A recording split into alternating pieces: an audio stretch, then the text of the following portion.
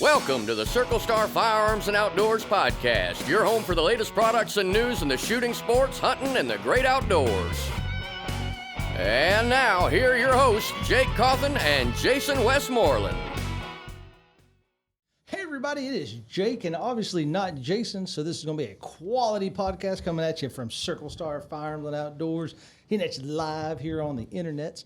If you notice, if you're actually tuning in on the YouTubes and not on the Spotify's and the iTunes and all the other places on the internet, that we have lost Jason for this episode. He is out on vacation. Did we lose him though? I mean, it's not really. We're not really missing him. He's much. not here, but it's not a loss. Love you, He's Jason. typically he's enjoying the little vacation. I believe he's down at Galveston at the beach, doing all the things with the family, having a good time. Soaking up the sun and sand.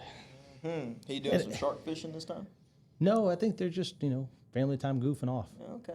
It'd be nice. See, if he was going to go shark fishing, I'd be more upset because we've been talking about going shark fishing for a couple years now, and it just has never worked out. So, but if you get a chance, if you're tuning in, either you've just found us or has been recommended, but if you get a chance, like, share, subscribe, tell your mom and all your friends about us because it is a good time and it's always funny. It's not always educational, but it's a half decent podcast and it's worth tuning into. So, There you go. if you like and subscribe, you'll get alerts every time we post a new one up on YouTube or out there on all the podcastospheres. Yeah. And just for everybody listening, we have Frank Baird here from B&B Taxidermy. I was and go- Mr. No, you were not. I was going to get there. No, you weren't.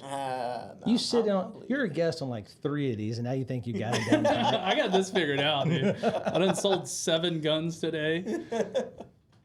I sold 8 taxidermy mounts. Yeah, I'm sure you did. I did. Yeah, what is it? Koala bears and hummingbirds and... He won't mount my dove mount. So we talked about this. So yes, we got Koby Owens of Koby Owens. He's our reloading expert. That's what we're going to talk about. You got Frank Baird of B&B Taxidermy sitting in. We talked about this a couple months ago. Comedic relief. He's something. Yeah. But apparently, what he hates to mount the most are doves. He hates them with a passion. Really? And so It's just the most difficult thing to do. Like, it's just like trying to work with wet paper towel. and so this year, Just Falls apart. my, on terrible. we're gonna go dove hunt. I'm gonna get a whole. I'm gonna get a whole limit, hopefully, or Yeah. 7 hunts get a limit. Okay. I'm gonna get a whole like hanging dead mount made. Yep. So not only is he gonna have to do one, he's gonna have to Yeah. do 15 of them Yeah, for me. you Wrapped in bacon. I'm not doing it. Oh yeah. No. So I'm gonna show up front desk. Make sure you're not there. I'm gonna give the little lady at the I'll front. tell you what. Here's everything. You get me a 22 Creedmoor from Horizon with my name on it, like literally stitched in the side of it, I'll mount the freaking doves. I saw one. I saw a mount. I tried to share it, but I couldn't figure it out. Because Instagram is not the easiest thing to share all the time. It is difficult. That they had taken basically the back off of what I'd say probably like a late 50s Ford pickup truck, right? Just like, Oh, yeah. like the metal. I saw this. and then That was freaking cool. then it's a 3-man limit of mallards with okay. pintail kickers on top. That's awesome. So imagine you got your old school truck tailgate, and then you've got the quintessential tailgate. Have you seen the one with the deer Yeah, laid in the that. tailgate? Yep. That's freaking cool. Yep. So Anyways, I got some we're ideas. off subject. Yep, there you go. Always. And Yep. that does not take long Nope. here. But we're here today Squirrel. talking about all things reloading because we talked about this in the last couple episodes about how, or at least the last one where we talked about firearms and everything else, what we're doing and trying to take your rifle to that next level. Luckily for us, technology and manufacturing has evolved so far that production level ammo is probably the highest quality it's ever been in existence, but it is not always the best, right? Or best for your situation. Because we were sitting there Right. talking about, why some people hate the 6.5 Creedmoor or why they hate the 300 Blackout. And there's, everyone's going to have these cartridges. They're like, well, this one's awful or that one's awful because of, I shot a deer, I shot a pig, and it just ran off on me. No blood trail. Well, the question I keep hear all the time is like, well, the question I ask is, well, what ammo were you shooting? What bullet were you shooting? Where did you hit it? And, we're sitting there talking about the Creedmoor, and I love the Creedmoor. I've killed more stuff with it. We're headed out. I'm going to take mine and go hunt this afternoon you're with not? it. Watch me. You said you were taking the 7. Well, Travis is going too. Oh, okay. Well, if Travis is shooting it, it's fine. Yeah. Yeah. But I've taken my Creedmoor and got, I'm shooting 140 grain burger bullets, and I'm not quite to PRC specs, but I'm kind of getting up there. So you can do some really neat stuff. So Koby, why don't you kind of tell us, the pro, it's expensive to get into, but give us the pro of getting into reloading, and then kind of like what you're capable of, or like kind of give us the breakdown of it.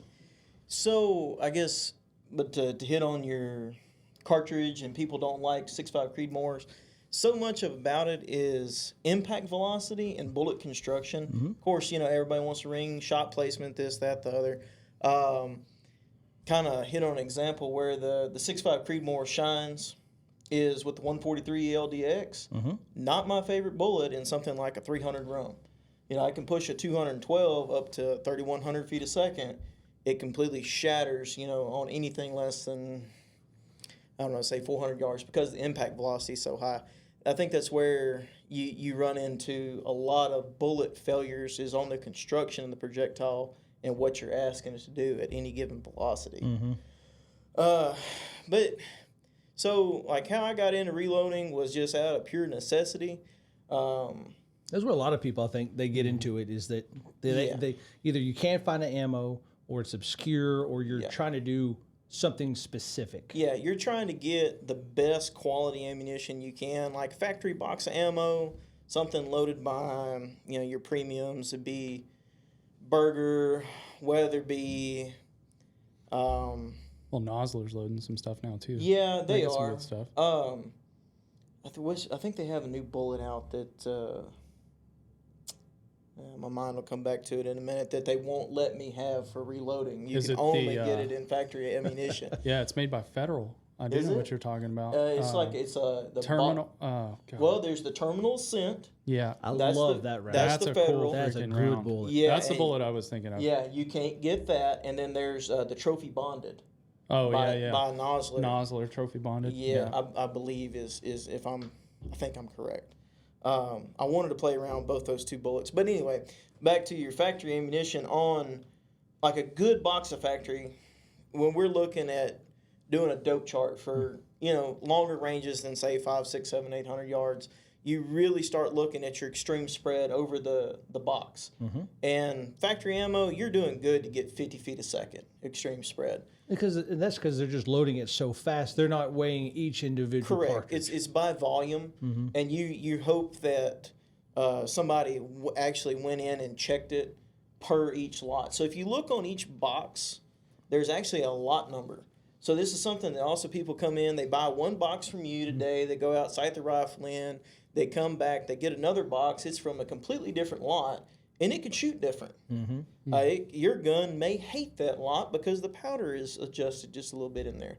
I have weapons myself that if I'm off by more than 0.6 of a grain, in a 90 grain powder charge, so we're talking 0.5%, the gun hates it.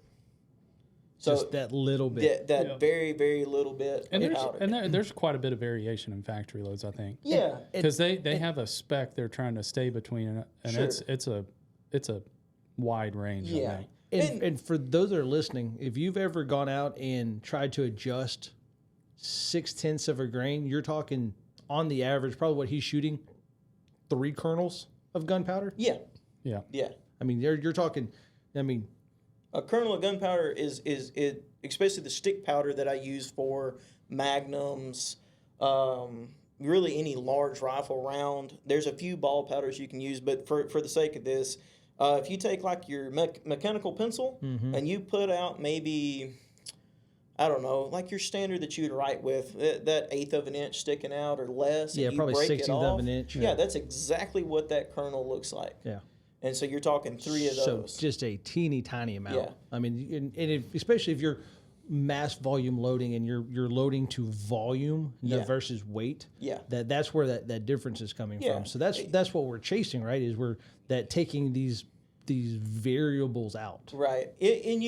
So factory ammunition shoots great. A lot of times you can see rifles that'll take especially like premium rifles like Horizons, something like that. You can take factory ammo, you can get a half MOA out of it, which is fantastic by anybody's standards. Then you can take that, get that little bit more out of it. You can take that accuracy. And so that's also what we're talking about. So we shoot a half MOA at 100 yards. And we say, okay, well, it translates to 1,000. Well, it doesn't if you have an extreme spread of, more than 20 feet a second. And then you start getting up there. Well, now your half MOA at 1,000 is really Every time you hit it, it rings. Oh, gotcha. I'm he visual. keeps Vibrate. he keeps hitting the table. Yeah, hey, I gotta have something going on. But getting then, and passionate. that makes sense, right? Because if you think about shooting as angles, right? Up close, that 1 degree, that extreme spread's kicking out, not going to show up because it's so close. Right. But if you've got a round that's traveling 3,000 feet a second, and then it's traveling 2960, let's say, or even less, 2980. Well, if you extrapolate that over 1,000 yards, well, it's losing faster and faster and faster. And so now all of a sudden you could be 10, 12 inches down. Yeah. Exactly. I had a 22 nozzler, still have a 22 nozzler that we kind of not really been working on load on, but kind of toying around with it. That it had an extreme spread of 30, and on a 3-foot target at 900 yards, it was the difference between hits and misses. Yeah. Oh, wow. I mean, just something that, it doesn't sound like much, like, 30 feet a second, but you really get it out there, it's all the difference in the world. Yeah. And then the other, and this is where I think a lot of reloading kind of comes in my world, is that I want every box to be the exact same. Yeah. Because, believe it or not, even though I own a gun store, I don't get to shoot near as much as I want to. And a lot of it is because, I won't lie, I'm around it all the time. You don't want to always, like if you're a welder, you're not going to go home and just weld because, why not, right? Well, no, hey, I understand. Yeah, plumbers always have the leaky toilet. Electricians never have switches at work. Yeah. You just don't want to do it when you get home. Yeah. But for the guns that I have, especially the nicer rifles that I have, I want a couple hundred rounds that are all laser beams. That way, I get invited on a spur of the moment trip. Hey, this is a true story. Guy backed out, make a quick deal with you for a gun or whatever it is, and we got this trip. And we were going pronghorn hunting, and it was cheap pronghorn, but we did a little trade for a gun. Out west I go, but I know that my box of ammo is going to be absolutely the same all the time. It doesn't matter. I don't have to worry about, is it zeroed back in? Is my dope chart right? It's going to be different for here. I can make a little adjustments for my density altitude, and it's game time. Yeah. Well, and I think reloading too is wonderful, especially like in my situation. I'm not going to spend $130 a box for 7 SAUM ammo. Yeah. Whereas, yes, I spent probably more money on the reloading components, but I know what I'm going to get, or I have a good idea of what I'm going to get. Yeah, everybody always talks about there's cost savings involved in reloading. No, that's a lie, because you spend the same amount of money, but It's you just end spread up over the components. Yeah, it's spread over the components. I have a buying problem when it comes to components. That's just something that you get into because you want, say, like, hey, I want to go out and try a certain projectile. Well, they come in 50 or 100 normally. You buy one of the 2 lots, you get it shipped to you, Jake gets them in for you, whatever happens. And you find a load within that box that your gun loves, you go back to buy them again, and they're gone. And you may not see them again for 2 years. So, you go in and you buy 300-400 at a time just to try them. Yeah. Because if you love them, now you got them. Yeah. Like right now, luckily I have just kind of same deal. I knew I liked the 140 grain burgers for my 6.5. We loaded some up. It loved it. They just shot them lights out. And I went and bought, I think I got 600 just sitting there at the house. I hadn't seen them in 6 months. Yeah. Now, you might not. Yeah, you might not see them another year. Yeah. Like right now, glad I got you on here where you can't go nowhere. I really need some federal. Guys, I guess we're getting time. I really need some federal 215s primers. You and everybody. Yeah. Yeah. I just want to know why you can't get them for me. Because Federal's not shipping them. Midway got them. All right, well, the moment my shop looks like Midway USA, Totally different podcast We're that hoping. day, huh? We're hoping. step at a time. But Yeah. I think Midway's been around a hot minute longer than I have. Just a few. Yeah, they got another. I think their budget's got a couple more zeros than I got. Probably. Well, then just mail them to the house. Oh no, they go on. By the time they go on sale there, They're and then done. they're done. Yeah. They're gone. Were you able to find any Magnum primers? I did, but they weren't Federals. Okay. Boogie found some at Shields the other day and sent them to me. They were Winchesters, and I passed. I didn't know if Winchester large I magnums. think mine are actually Winchesters. They would sell now. I have just because there's no other option. there's no other option. Yeah. I have shot Winchesters in the past, and I can't tell you that there's actual difference in any of them. I've sat down and tried to figure Well, out. that's good to hear because I Yeah. bought like 150 of them, I think, Yeah. You buy primers by the 1,000. or whatever it was. I don't know. I that's- bought that's 3 the- boxes of them. Okay, well they're usually 100 per sleeve. Per sleeve. If they're like a small box. Yes, Okay. Yeah. Yeah. That's like the okay. size of rat shot. Yeah. 22 rat shot. Yeah, that's 100 of them. Yeah. Gotcha. I didn't look at it. Do you think this is still COVID bounce back from it, or you think that just demand is finally outpacing production? Well, large That rifle was magnum. always the complaint that this is COVID, this is COVID. Well, COVID. yeah. Well, I now thought- we have 2 wars going on. Mm-hmm. So those guys are didn't- buying up what they can. And didn't Federal sell to a company overseas? I'm sure they probably did. I'm not sure. I think they moved their whole factory to like somewhere in Europe. Really. I'm pretty sure. Did they sell out to like the No, this Lapua is and Vita Vore stuff? No, this was the everything the Freedom Group owned Yes. sold Okay. out. And That they, was they it. moved them overseas. Okay. Yeah, but it was like a Eastern European bloc country. Like it wasn't a good one. Yeah. Like I wouldn't have picked it. So let's say this. Let's say that I want to get into it Okay. and walked up and say, "Hey, Koby, I know you're reloading. I know you're big into it. Where do I start?" So the first thing, really what I started with was going on to YouTube, finding out information. Now there's a lot of stuff to pick through on there. So the 6'5" guys, I'm sure their videos are still up. I don't think they've put out any new content in quite a while. They're really good guys to learn from. The biggest one is Ultimate and Reloader. See, they're fun. I really like those. I'm glad you brought them Yeah. up. The problem is you have to. It's not entry level with them. Well, Yeah. if you go back to their original videos, Okay. they are. He has grown a lot through social media and stuff over the last probably 7 years of doing things. When he started out, it was reloading basics, and that's where you started picking up little tidbits and little things that you go through. Because he gets into some stuff and he's way off in left field and you're just like, and I'm sitting there watching and my wife's like, "What's wrong?" I was like, "I know what I'm talking about." I'm just, I'm getting every third word this man says because he gets deep into it. I mean, Yeah. I don't know what his true background is because I never really looked it up. Is mechanical engineering. 100% believe Yep. that. Yeah, and that's why Because- he's so meticulous in everything that he does. But it is phenomenal Yeah. information, especially if you if you geek out over the details. Yes, that's your guy. Yeah. And I'm telling you, when you're doing the reloading stuff, you got to geek out over the details. You got to keep extreme notes of what you're doing, how you're handling the cartridge case.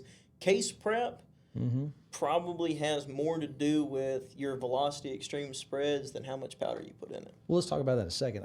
I'm still trying to get started, right? Okay. So, Yeah. so single stage press. Would you go single stage or is it progressive? Yeah, Progressive. progressive. Or would you do like something like would you spend big money and go like automate like the 550s off? the bat? Definitely. If you're just going to start out, okay. So what's the deal? Let's say we're just somebody that I've got. Let's say kind of like Frank, I got a couple obscures or hard to gets. That You you know that definitely wanna- I inherited, or I just want to shoot a little more that I can find ammo. But I'm your average deer hunter or western hunter that's looking to get that step above, you definitely want a single stage press. just one step at a time. One step at a time. Take your time. Do it right. Progressive only comes in if like, hey man, I'm gonna go burn couple hundred rounds at the range through my AR, through my pistol, something like that. And you've already got the load developed. Yeah. You don't want to. So basically, Progressive makes factory ammunition quality. Okay. So if you're just trying to save a few bucks on your shooting habit, you can go Progressive. Because, see, I've got a single stage, and back to I'm not shooting volume. If I'm going to shoot volume, I'm going to go buy some crap ammo, right? Whatever's the cheapest, we're just going to blow through and have fun. Yeah. But for me, I enjoy the single stage because there's something, I guess it's like yoga, right? There's something almost zen-like about it because it's one at a time and you're focused and I got the ADHD pretty bad. Yeah, I remember that. So I got a little music playing, right? Yeah. So something to kind of take just the way my brain works, and you're focused on like one task at hand. You prep your 50, and then you load the 50, or you prime them all, then you load them with powder, you seat the bullets, you measure, and there's just something just zen-like about it. Yeah. I can see that. I get you. Totally see that. Because it's, for me, when I reload, you're right, the devil's in the details, and I've had a catastrophic before, and it was me. I still don't know exactly what I did. I think I didn't size it right, and so numbers are hard, huh? Yeah. Your eyes do go cross after a while looking at all that stuff. Yeah, but I either didn't size it right, or I double charged it, and I blew an AR up. Oh wow! Luckily, it was subsonic 300 blackout. Well, but it still destroyed it. Very easy. Speaking of catastrophic failure, did you see those bullets I brought in here about a month or two ago? Mm-mm. Did I send you a picture? I sent you a picture of it. I had factory loads that overpressured. Oh yeah, Really? Out of yeah, and it was the entire lot. And sadly, I had like 6 boxes. Yeah. But I won't name the company, but anyhow, it starts with a W, Chester, and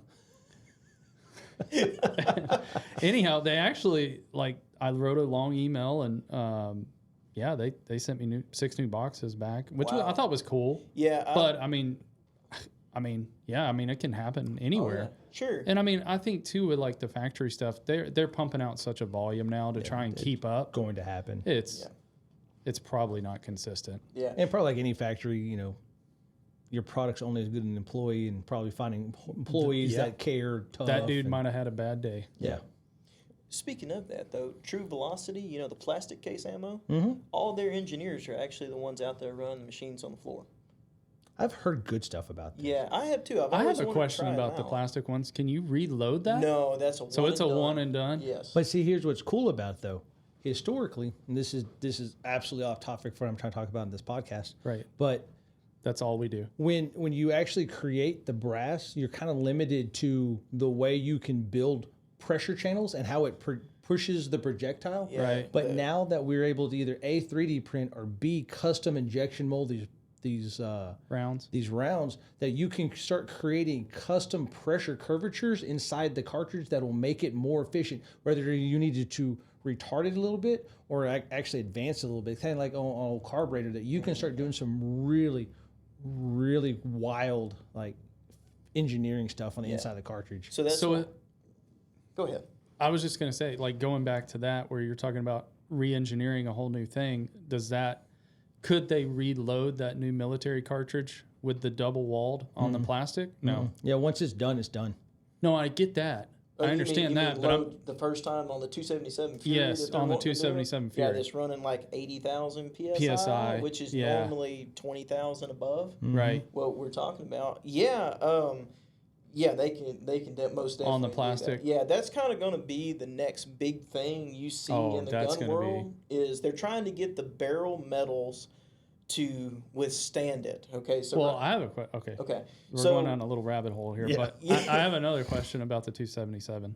Okay, do you think they're going to release the military version of that?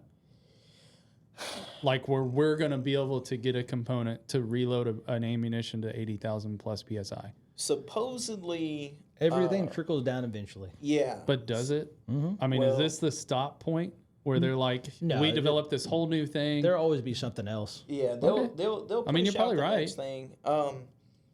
Remember, in the early 2000s, Remington, and they there was, what was the model? either way, but it was the next big thing. It was electronic ignition.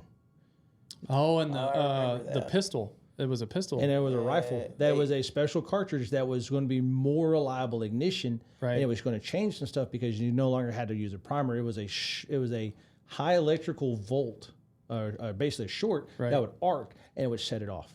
But outside of, and it's back to the whole like safe gun thing, is that you were supposed to be able to disconnect the power. So then the gun would be inoperable.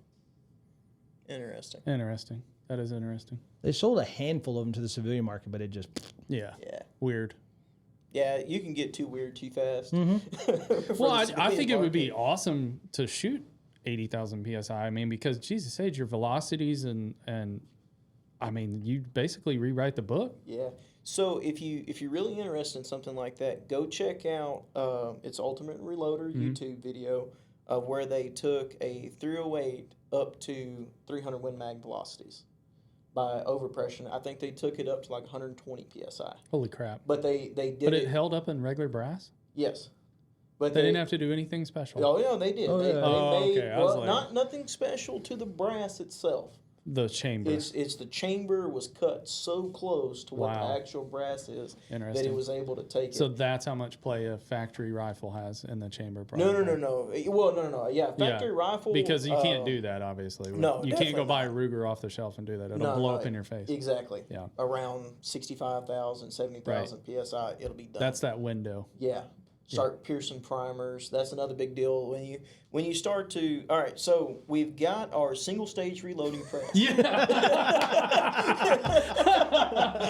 Way back around. way back around. It's kind of like Lazy Susan. It'll come back around eventually. Eventually. See, if you ever want to know how these conversations go here at work, this is exactly how it is. Like all of a sudden, that one question, like now, like 2 hours later, like, where did we get here? Yeah. This is how. Yeah. All right, so back to reloading. All right.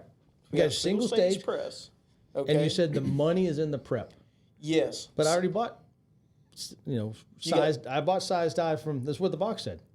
Ready to load. Ready to load? Ready to load is never ready to load. Okay. That's But first, the box said so. Well, does that case have some dings, imperfections, anything like that in it? You don't know. I have a question. Is every brass the same?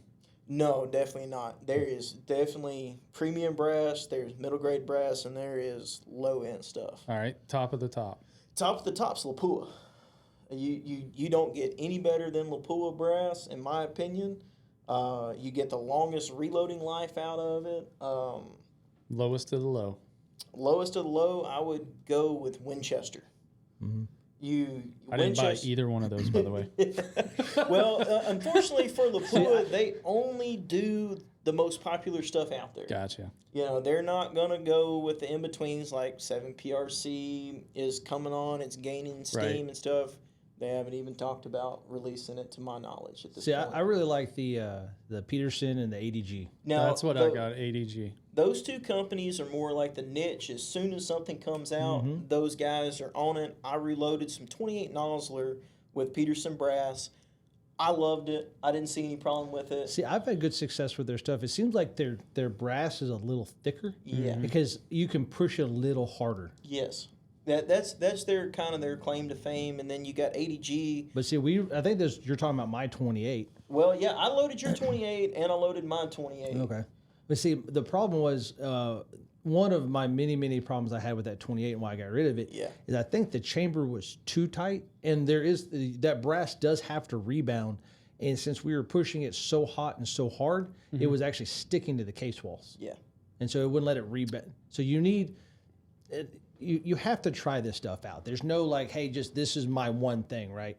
And so we found out that brass with this manufacturer was just, there wasn't enough plus and minus to the plus and minus. Right. Yeah, you need about 2,000s is kind of the typical deal. When you take a fired case, and whenever you put it back through your sizing die, they talk about, you'll hear it a lot, is about a 2,000 shoulder bump is what you're doing, which you have to measure that with a case comparator gauge and a good set of calipers. But you take a fired case, run it down, get your measurement, and you go over, you take that same case, run it in your die, run it all the way to the top, run it all the way to the bottom, and just see how far the shoulder moves. I gotcha. And once you get it to do that 2,000s back, you lock your die in, and then your die is set for that rifle. for, on your press. All right, so we got the single stage. Gotcha. We went and bought some, let's call it decent brass. Okay.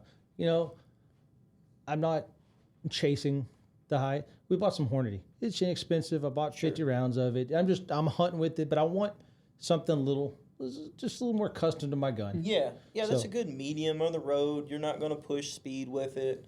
But yeah, so okay, I want something consistent and I want something accurate. So I bought and I found it because I was at here. Yeah, Sure. Yeah. put a little thing. I was over And here. so I grabbed a box of we're loading 308, whatever, right? And I got 50 rounds. Yeah. And so we're going to load that up. What would be the right process from there? So And I got a That's good a set. good I got a question. decent set of dies. I didn't go Forster. Let's say I got either a set of Lees or the Hornady dies. okay, so Lear I'm Hornady's. trying to load on a budget. Yeah, got you. I got you. Baller on a budget. Balling on a budget. So get your cases out, man. I like Hornady one-shot lube for everything. It's super simple. You put them all in your rack. You give it a good dose down. You want to get some lube on the inside of that neck, outside the neck, and then down the case body. And this is that way it doesn't when you run it up inside your sizing die, it doesn't get stuck. It doesn't Yeah, get stuck, which is very terrible. They make a kit to get that out. I had to buy one. So you get your cases lubed up. You let them sit there. That lube will actually like flash off, like the moisture in it will flash off, and it'll leave you with a nice dry lube. It takes about a minute or so. Say this is the very first time we haven't shot. It's kind of like anything. hoppies. It's got a good smell. It's very gun smell, but it's just Yeah, it's just that. It's got that aroma. yeah. Hey, speaking of marketing stuff, you should make a Hoppies air freshener. They and put in sell your it. I car. don't know if I'd want my truck to actually smell like it though. It'd be a little much. Oh, that'd be hilarious, though. They do sell it though. It's out there. Is it really? Yeah. It's the internet. Everything's on the internet. Yeah, that's true. All right, so Sorry. we got everything lubed up, ready to go. Yeah. So we got your brand new die out of the box. The first thing we want to do, dies come with packing grease. Okay. You don't want that inside the die whenever you go to size your case up in there because we're looking for precision. Break your die down, get you some degreaser, get that thing all cleaned out. Then it's counterintuitive. Take your case lube and put a little squirt in there. It's because it's probably not as thick. Yeah, it's a whole lot thinner of a deal. Shell holder that you're going to use for your Whatever case. it is. And Yeah. your die will probably ship with one, or it'll tell you because all the case heads, the bottom of it, are going to be different sizes. Yeah. So And there's a lot of similarities, but they're, if you go from 223 to 308, obviously that base of that cartridge is going to be bigger. Right. So you just got to get the right rim diameter and some like different things like, for instance, 300 Win Mag has a belted rim. You need a few different options. But anyway, so you get the right shell holder you got in there. You run your ram all the way to the top. You start screwing in your sizing die until it barely kisses the shell holder. Run your lock ring down, tighten it down by hand. Usually they have like an Allen key, something like that. You want just a slight bit of whenever you run the ram up, it kisses and just cams over just ever so slightly. Yeah, but you don't want to have to bear down. Yeah.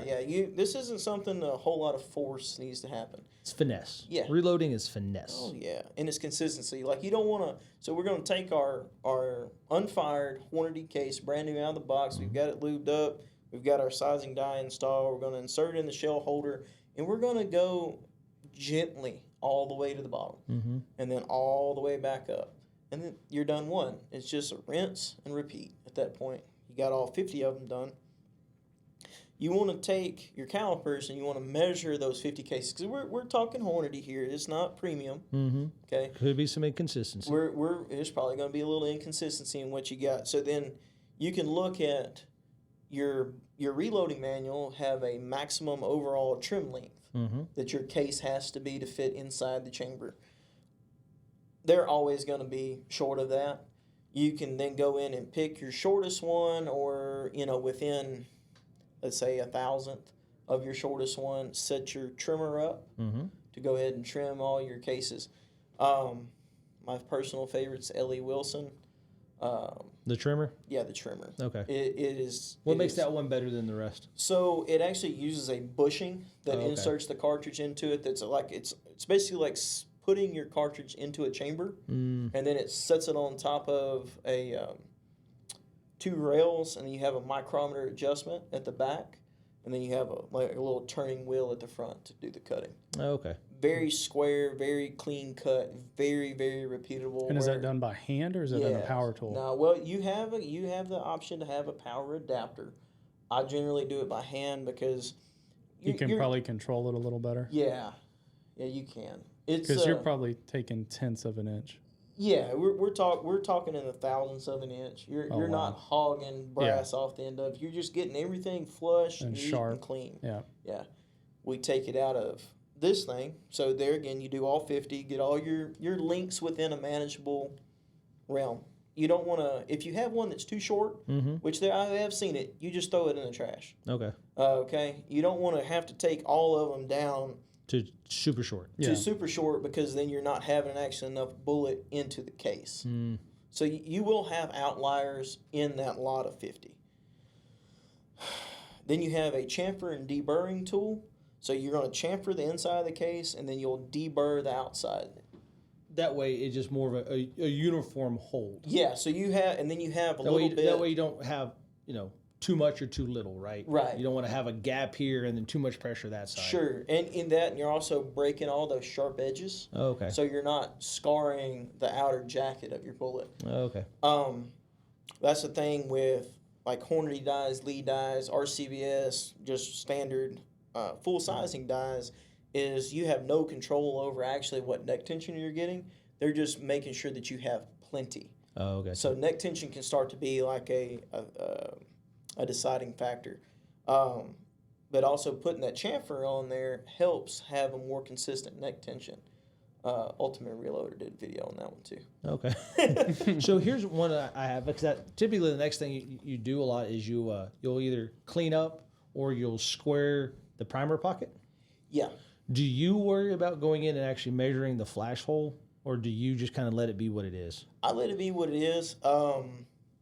Like say, normally times like Hornady's even premium enough that you're not going to worry about having different size flash holes, things like that. I haven't seen it make a big enough difference to actually go in and do that. I've also like attempted neck turning. So there's like because it's brass, it's metal, it flows. There'll be a few thousandths thicker on one side versus the other. And there's people out there that'll burn to death at me saying this. I don't think it makes a difference. Interesting. Yeah, it's a very very user based from person to person in their own experience. With my experience, I haven't seen it make any difference. Okay. Interesting. I know a fella that reloads a lot, and he lives and dies by it. Yeah, that's what I'm saying. It's one or the other. Yeah. Either it's like me that I don't see a difference in it, or there's the guy that no, you have to do that, or it's junk. Interesting. That one you just got to make your own opinion about. All right, so we got the case prepped. We obviously have a primer. So right now at this point, we still have lube around the outside of our case. Okay. So I have like just a regular shop towel. Just wipe it off. Yeah, just a little alcohol on it. Takes it right off. Now, we do not want to clean the lube off the inside of the case neck. So that way the bullet seats a little better? Yeah. So okay. you just don't wipe have, the outside. Yeah, just wipe the outside down. You can uniform the primer pocket if you want to. On new brass, I don't really think it's necessary. 3, 4, 5th fire. I like to run that primer pocket unifier through there because it'll clean up any like primer residue stuff that's in there. Just, so it'll the gunk. Yeah, it'll just makes it a little shiny. Okay. So then now we got our case just kind of hand cleaned back. We'll prime them. Because the next step I have a lot of questions on. Okay. Is going to be the powder, right? After the primer, it's prepped, right? Yep. Is there anything else you do, or are you ready to go? Well, the only other thing that I would do is before I put the primer in, I would run it through a L.E. Wilson neck expander mandrel for the correct size of whatever bullet I'm shooting. So if it's .308, L.E. Wilson has a .30 caliber mandrel. You run it through there. okay, that's going to give you your perfect 2000s neck tension. You've worked the crap out of the brass more than you really should because you're using a Hornady die. Then you use that, and you should get closer back to the correct neck tension for the projectile because you want 2000s neck tension. Okay. Is what everybody. If I'm not chasing absolute perfection, and I'm just a normal dude, then I'm just chasing a little nicer ammo, or I'm just kind of low. Is that make or break, or is that something I ought to buy an extra? That's kind of like neck turning. I live and die by that. And some people say no. And some people say no. Okay. So that's a kind of a user. It's one of those things you can kind of, if you know somebody that's got one, try it out, see if it works for your situation. In my particular case, when I tried once you it get out, into reloading, you become friends with reloaders. I was about to say, this seems like a massive rabbit hole here that it you is. could go down. I Dude, mean, it reminds me a lot of taxidermy. Like, it's just, this there's is a a million ways to skin this cat. Yeah, this is a giant pit to throw money in. Yeah. It's like me and dogs. You just take Just all your throw it. cash and just shovel it in this black hole. Yeah. That's true. It really is. It's a hobby, really. It is. It is. I mean, you always want So, I that mean, nicer stuff. okay, well, I'm going to ask a question based on that because he just said it. Is there an advantage to reloading An advantage versus just going and buying a box of Hornady?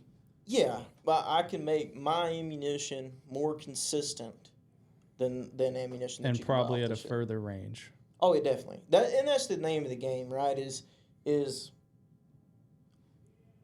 you got a 6-inch kill zone on a white-tailed deer. Right. You know what? Most everybody shoots at. Yeah. You can go pick up any gun off the shelf down there. Never clean it. Grab the first box of ammunition for it, put it in it, and probably do it. and you can kill one. I get what you're saying. 100%. I'm looking to take a precision shot if I have to, out to 1,000 yards. Gotcha. On a game animal. And still maintain that sub-MOA accuracy. Yeah, I want to be well within. So that is the complete reason there's so many fine details to this. Yeah. Wow. Yeah. That's interesting. Well, and then I never knew that. So then on top of it, not only that I shoot, it's not all about animals at this point too. I also do like PRS competitive shooting just at the club level. Mm-hmm. Like I'm not going to national matches or anything. But, we're still taking a shot at 1,200 yards, 900 yards, and they score them off, hits or misses on a plate. Well, I guess basically, too, like in a situation like that where you're competing and stuff, kind of your, I guess you could say, reputation. You're either going to win or lose based on something you're doing. Exactly. And you have no control over what Hornady or Nozzle or whoever is loading does. I've sat there and watched a very good friend of mine. We have the exact same rifle. We shoot the exact same load. We had them built by the same man at the same time. And if he shoots out there and misses that plate by, I can call it half a plate left, half a plate right, high, whatever, he can put the next round in, make the correction, and hit center of the steel. I can get you out there with factory ammo. Never hit the plate. I can call that, and you shoot over here, and now it's over here. Gotcha. You can shoot left, and it's now low. Gotcha. So you're constantly just chasing that cone accuracy. So you're never going to get... Yeah, you don't have the consistency and the reliability to make a shot call at distance and then get it over. That's not always the case. Factory ammo. I understand. Yeah, and I'm not. But crying. you're taking out. I get it. You're taking I out get variables. Yeah. Yeah. So, but back to Sorry. We're almost through building this round. All right, I own a Hornady loading manual or whoever's right, Sure. and I go to my bullet weight. I go to my cartridge. I go to my bullet weight. Now there's 10 powders. Sure. How do I pick a powder to start with? That's a great question. Because I'm not the type of guy that's going to go buy all 10 and chase all these things. I'll be honest. I picked the first one you sent me on the text message. I I don't know if that was right or not wrong. I'm not I don't sure. know. I I'd have to even go back remember and look at which the one text. I want to say it was H1000. H1000 is my go-to. That is a gem for anything Magnum. If you can find reloading data for that cartridge, for your bullet. But if let's say I just have a list, right? You know, I'm loading 6.5 Carcano, right? Something that's oddball. Sure. And You pulled that one out. No, it's No, I know what it is. Yeah. No, I'm but with I you. picked a weird one on purpose. Yeah. Oh, okay. That Gotcha. and nobody's loading for it. There's no Right. commercial loading for There's it. one Italian dude still. Yeah, Guarantee it. You hope Yeah. that. But there's 5 or 6, 7 powders. Yeah. Do you just because I always kind of start looking towards the faster end of the scale because I like to push speed. Sure. Do you find something more in the middle, or do you just kind of find one that's So- like, hey, screw it, I can find this powder. Let's go with that one. Well, there's a lot of factors that That's go what I did. instead of there's no really wrong or right answer, but there is some factors that you have to consider. Can you get the powder? True. Is number one, because if you can't get it, don't do you no good. Cartridge fill rate. So they'll give you Burger, I know, does this for sure. I'm not sure if Hornady does, but they'll say like, hey, this powder at max is going to fill this case 98%. The closer you get to 100%, the better consistency I have seen in the loads. It's just, probably just because the powder's not sitting funny in You there, don't, right? yeah, you don't have. It's a more consistent. yeah. That makes Not sense. and compressed loads or you can. I really don't like compressed loads, but close to full. And then, of course, burn rate and speed always play a big factor in it. I don't want the slowest powder just because it works. You know, it's not going to be the best one. But it's maybe nice to know if maybe you're in a situation where you let's call it a survival situation that, hey, it works, right? Yeah. But Yeah. not necessarily ideally. Right. You know, so you got availability, speed, and case fill. And typically you can go online, and if you're reloading for a cartridge, somebody else is too. Oh, yeah. You can Google it, get on the forums, see what everybody else is using. Don't use their load data because their rifle's different than yours. But try some of the powder out. Yeah, if somebody's going, like, for example, 6.5 Creedmoor, because I know it off the top of my head, H4350 between 40 grains and 41.7 grains, it will shoot somewhere in there. Perfect, you know, or to the best of the ability of the rifle and your reload skills. All right, so we found a powder that's available. It's about the case fill I want. Okay. Everything's right. Yeah. So we're gonna move on, and I bought it, and I've got. Let's just since you know 6.5 off the top of your head, we're loading 6.5. My case is prepped to your specs. I have the powder. I've got the bullet because the bullets. It just there's no in my opinion there's no right or wrong. You just go shop the bullet that's best for your need, and that's so wide open. It'd be a podcast in itself. Sure. Or 5 of them. Yeah. But let's say for me, I like the Burger Hybrid Hunters. Yeah, the elites. Yep. Yeah. They're Very good bullet. They're a very good bullet. That's great terminal performance. That is kind of that blend between a hunting bullet and a match round. So you're getting kind of match specs, but you're getting hunting performance. It's perfect. I've got H4350. Actually, no, I'm actually using I'm using H4350 for mine. Yeah. I was between that and Stayball 6.5, but Yeah. I got better grouping out of the 4350 and more consistent ESs or extreme spreads. Yeah. Either way, so now I'm going to build out some rounds to get tested. Okay. You've got a really smart way you do it. I like it. It saves a lot of time and powder and projectile components. So why don't you go give us a quick rundown of that? Well, so before we get into that, something that's kind of a pet peeve of mine before you get to doing this, is it a rifle that you have shot, or is it something you just bought off the shelf? It's something I've owned for a while. Okay, something you've owned for a while. Before you get going on this, go ahead and clean your rifle. Make sure that it is spotless.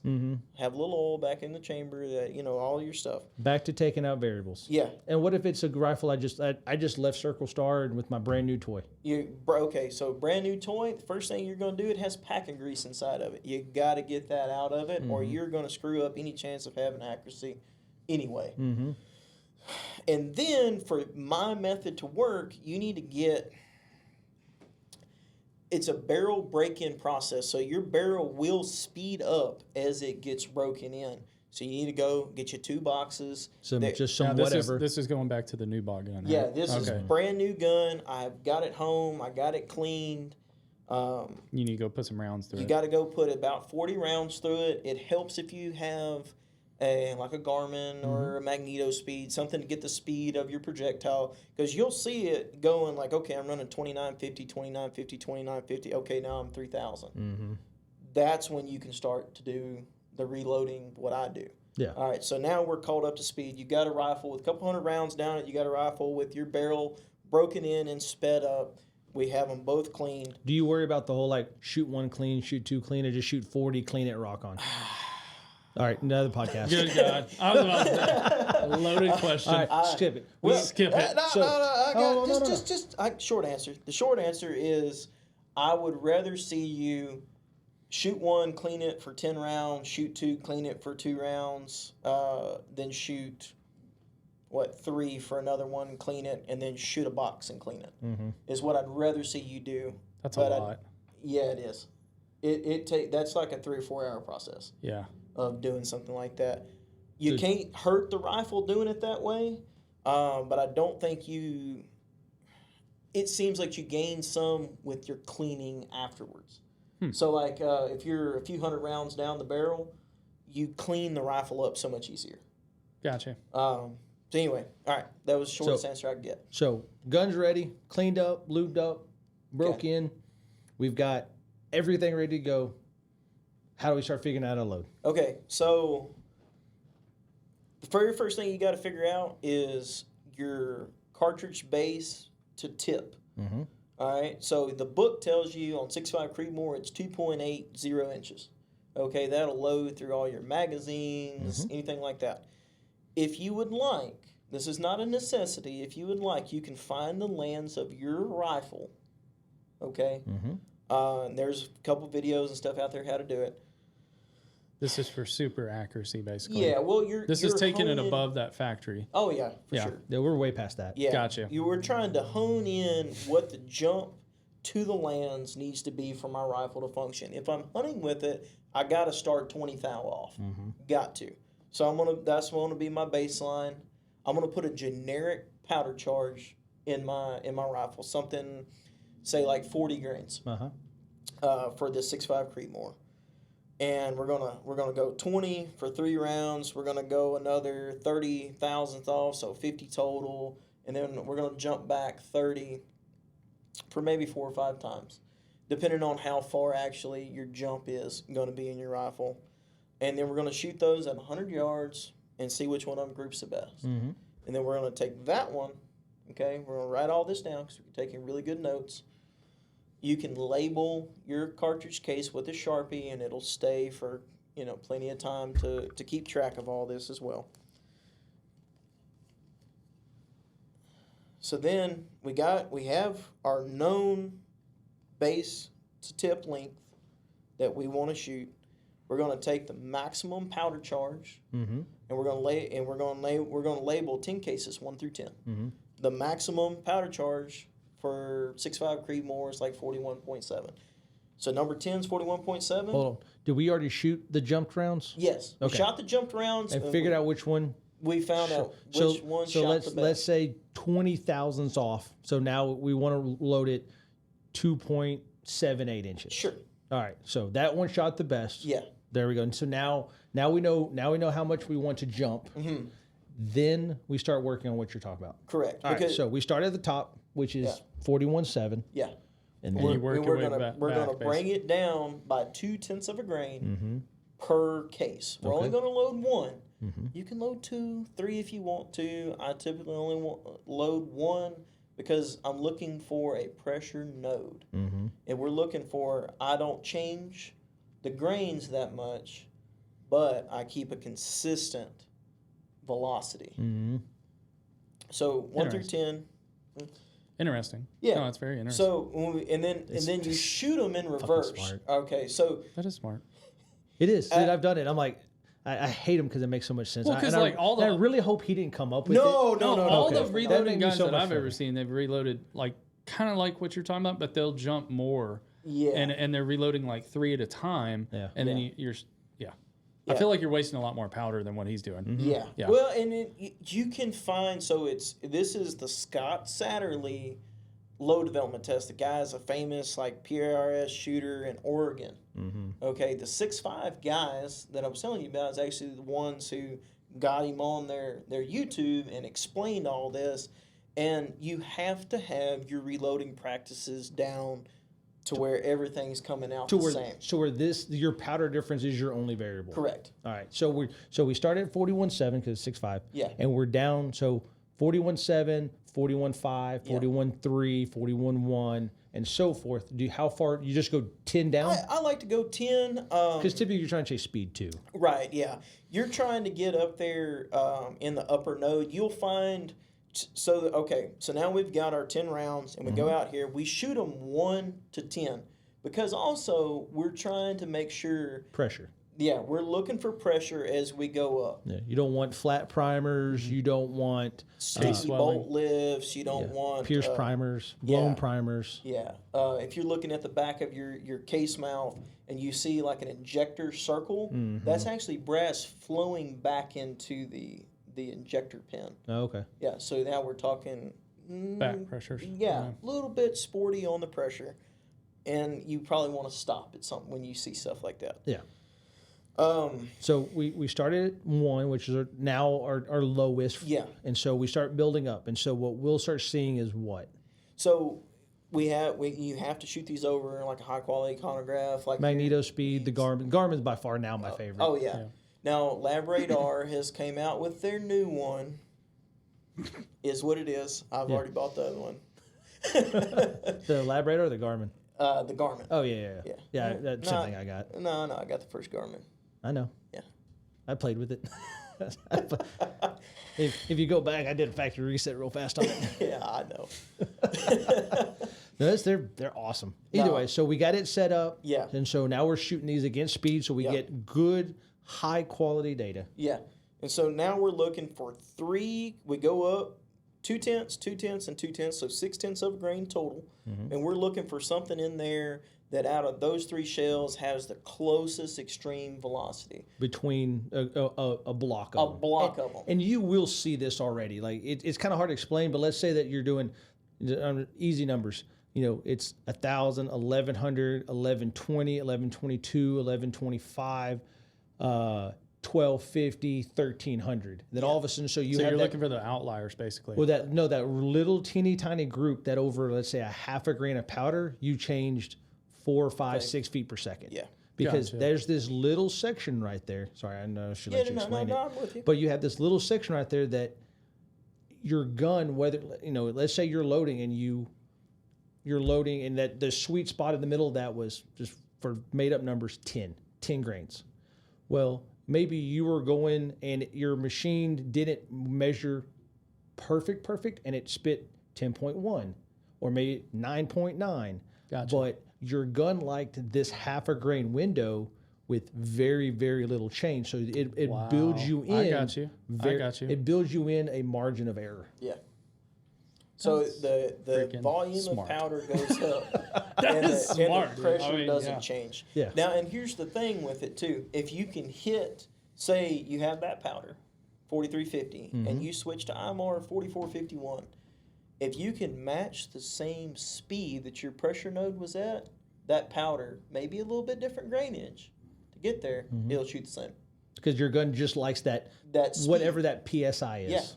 Yeah. If it's 53,000 PSI, doesn't necessarily matter what the powder is, as long as it's getting there that same manner. Yeah. Huh. It's all in. And that's So the then different once thing, you burn rate. find like that group of ammunition that likes the PSI, is at that point you'll load 3 or 4 and you're actually looking for accuracy? So I'll actually load up 10 at that point. I'll take, say just for that example, 41.3 had the pressure, say 2695. And, Right. the extreme spread was less than 10 feet a second. I'll load 10 to 20 of those up, typically because it just works. Mm-hmm. There's not a lot of times where I've done that whole Process. process And it doesn't work and out. it doesn't work. Yeah. So I'll load 10, 20 of them up. I'll take them out to the range. I'll confirm at 100 yards, zero my scope up, and I'll have my Garmin running the whole time. So I'm constantly gathering data up, and I'll run it in the ballistic chart real quick, and man, I take off. I'm headed out. I'm looking for Because it's really easy up close to miss the outliers, but you go 500 yards, 800 yards, Now, what was so minute you might miss it up close, because we've His done this feet. before. I know His what we're feet. doing, right? Yeah. That, all of a sudden, what would have been microscopic at 100, maybe 4 inches at 800 yards. Gotcha. And you're like, oh, that's bad. Yeah. Right? Yeah, and it'll happen. And here's the deal: it's not that particular way of loading isn't a cure-all either.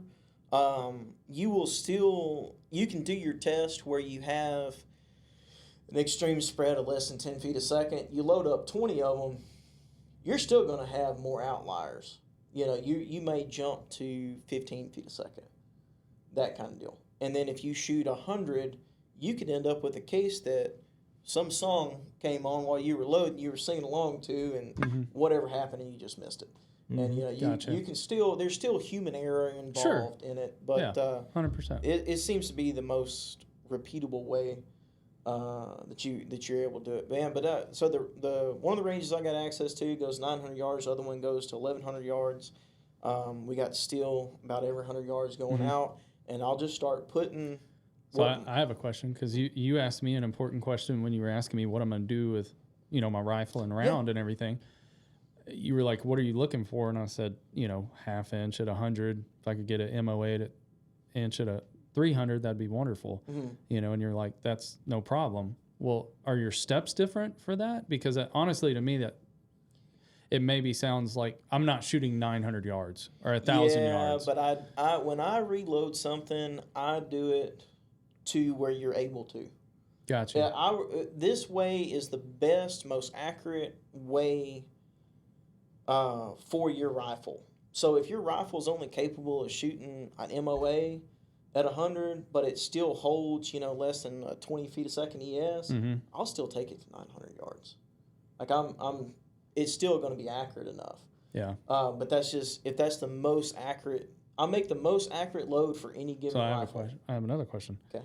How much of the accuracy is dependent upon the rifle versus the load, would you say? Like if you, and the reason I'm asking, I've seen some people do some really, really good stuff for some really crappy rifles. Like I've seen people go out and I've seen their matches. They're kind of like, in the race car world, they're called shit boxes, right? It's just, you bought some piece of crap, you threw a giant motor in and some nitrous, and you're trying to see who can make the fastest, ugliest piece of crap there is. Yeah. It's the same thing in the gun world. You may have they're called like budget matches, or there's different names for them, but you may be like, okay, you have $250 for a rifle or $400 for a rifle. Has to be used. There's these specifications. Oh, I got you. And then see what you can do. And there's people picking up, and let's all admit, a Remington 783 is a hunk of shit. Yeah, definitely. I didn't even know those things still were around. Oh, they're out there. They're there. But these are what Remington made as a hunk of crap. Yeah. That people are getting 1,000-yard sub MOA rifles out of because of the factor is, so it's not so much because it's wow. There's a lot that goes into the gun stocks and the bedding and all these little teeny tiny factors. Yeah, it's more comfort probably than anything. But you can take out the main variable finding what that gun wants to eat. Yeah, and it may be something wild. You'd be like, hey, this gun, we're shooting. This easy thing out there, 308s. Mother's Milk is the 168 grain Sierra Match King. Yeah, they were made in heaven together. Right. But your 783 may only shoot 155s. Maybe it needs a shorter coaxial bullet. Maybe it likes a longer coaxial bullet. Maybe it doesn't like a heavy copper jacket. You can start removing these weird variables in there, and all of a sudden you'd be like, sun gun works, and now you've got a hunk of crap that shoots lights out. Yeah. I've seen it both ways, man. A Montana Rifle Company, who is no longer in business from when they made this rifle, they had sold out. Guy, 28 Nosler. Another reason I really don't like the cartridge. The gun keyholed at 100 yards with Barnes bullets. Hated them. It didn't particularly like it. I never got that gun to shoot better than 1.5 inches. Really? Yeah. Gotcha. I mean, just wouldn't do it. The twist rate wasn't correct for the cartridge. You gotta do it every time. Oh, okay, gotcha. I'm new here. I'm the new kid. Mm-hmm.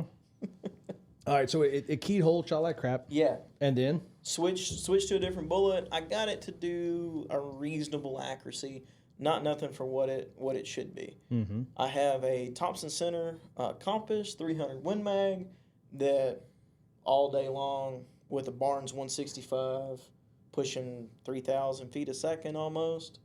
And it shoots it great. Oh yeah, Wow. 0.4. Wow. I mean, just as good. I have a Proof Research Elevation 300 PRC. Spent a lot more money on that. You got a particular good deal rifle. on that. I do. Well, I always get a good deal from Jay. But it shoots about the same. Yeah. Maybe just a touch worse, to be honest. Completely Wow. honest with you. So one's a low end budget rifle compared to a high end light custom or Right. custom. Yeah. Yeah. Well, I mean, which one do you show your buddies? Well, both of them. I let my You buddies show them the piece of borrow. paper with the compass first. Like, look what it can do. No, I let my buddies borrow my compass and I shoot I show There you them go. my Yeah, my there you go. 300. I don't blame you. There you go. Yeah. No, I don't blame you at all. Well, guys, there's so much more that we could dive into this. I'm sure this is far from the last time I'm going to ask you to come to a little host because it's fun. It's detailed or information, but it takes out so many misnomers of the industry. And when it comes to, and we talked about this earlier, well, this gun sucks because you can't kill nothing with a 300 blackout, or 6.5 does there's no blood trail off of 6.5. You can't hunt. It's a target rifle, and it's not true. It's just people don't marry the right things together. And it's just the same thing with reloading. You can either take a great rifle and make it excellent, or you can take a average rifle and make it great. Yeah. And just by little stuff. And my thing is, I have a Koby, right? If I need, I know enough to be dangerous, let's say, but I just take a whole box full of stuff and I go, hey, Koby, can I come over to the house for the night? And we hang out and make some bullet stuff. Yeah. And it's fun, and we set it all up, and it's a good time, and I learn something, and I like giving Koby a hard time because it's pretty easy to do. But for me, I don't do a lot of reloading because if I'm going to just go blow through ammo, I'm going to just go buy some junk and just blow through it, right? Yep. But for me, I keep a lot of components on hand because not a big prepper, but a little, that I like to keep, about 5,000 or 6,000 rounds for each gun I have. Mm-hmm. But a lot of my guns share the same components. So I've started stocking, and this is post-COVID because of this, I've been stocking up on components, powders, primers, brass, projectiles, and especially stuff that I can kind of share across the board, so to speak. Gotcha. So. Yeah, that's definitely something that I'm very guilty of doing. Mm-hmm. Is you get there's certain powders that work well for a lot of different things. H4350, H1000, Varget. Yeah. Big one on Varget. Yeah, and it doesn't hurt to go out and stock up, but don't get all my stuff. But your stuff is my favorite stuff. My stuff seems to be popular because it works, right? Uh-huh. It works good for a lot of things, works good for a lot of people. There you go. Well, guys, we're going to let Koby go. I'm sure he's had a belly full to answer question after question after question. But we're going to get him back because he's going to be a great resource when it comes to both reloading and then precision shooting, because you do compete. And I've got a lot of questions over that, and how people can hone their skills or get better or learn, just get better at what they're doing, because if you go out and compete or try to get that better, that will correlate to better, more ethical shots, or it carries across the board. So we'll have you back sometime soon. I really appreciate you coming by. Frank, I so appreciate you being our fill-in for Jason. Like this 100 times better than everyone we've ever done. So I may kick him out of that chair. This may be your full-time slot. I don't know about that. We'll send him down to B&B. We'll send you. It'd be like a trade in the big leagues, right? We'll give them a first-round draft pick. Get the B squad. But guys, thank you for tuning in. Thank y'all for listening to us. This wouldn't be possible if it wasn't for y'all. The biggest thing for us: like, share, subscribe, tell your friends about it. We're just a group of guys that happen to like the outdoors and have similar interests, and brave enough to start a podcast and just have some fun with it. So share the word, help us grow, and if ever help you out with anything, just shoot us a message, give us a call. We're here for you. Thank you, everybody. Thank you. Y'all have a good one.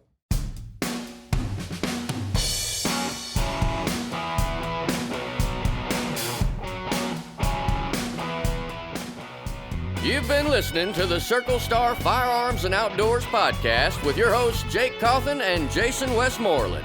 Be sure and subscribe so you don't miss any episodes. New episodes drop every Monday, and catch up in between episodes on the Circle Star Minute every Friday. For more information, visit CircleStarFirearms.com, or better yet, come see our great new store at 6320 Highway 90 in Anderson, Texas. Until next time, safe shooting, folks.